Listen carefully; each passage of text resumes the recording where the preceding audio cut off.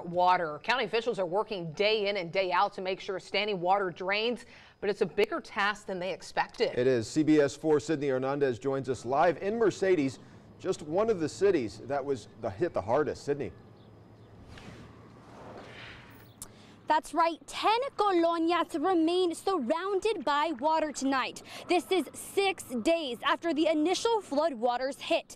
You can see this home has been underwater for days, and their backyard is essentially now a lake. This is the actual boat that the homeowners used to rescue many of their neighbors. But there is light at the end of the tunnel as local officials are working around the clock to make sure a new and improved drainage system is up and running. Areas that have repeat flooding, we just can't have that anymore.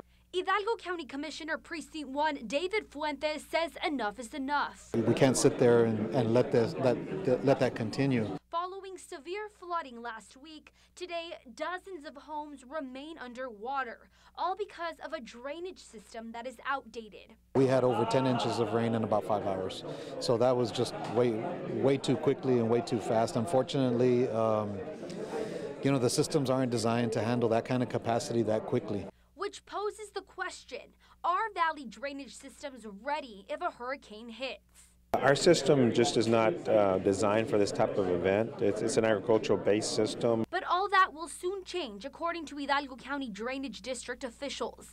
They have partnered up with the state to ask for federal funding to not only repair damaged homes, but to also upgrade the current drainage system. We've been communicating with our state legislators, our state senators.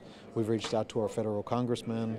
We reached out to the governor and his office. With that call, Governor Greg Abbott came down to the valley. Although the estimate cost of damages are still being assessed, Governor Abbott signed a federal declaration of disaster to be sent to President Donald Trump requesting federal funds. Residents in these counties, right now it would be Cameron and Hidalgo County, they will be eligible for federal relief. And that will include relief and assistance from FEMA. With 2,000 rescues valley-wide and 161 people still in shelters to date, officials say they are working hard to make sure devastation does not hit the valley again. And if it does, they're better prepared.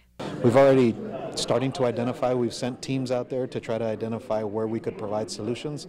So we're already generating that. We already shared some of that information with their team today.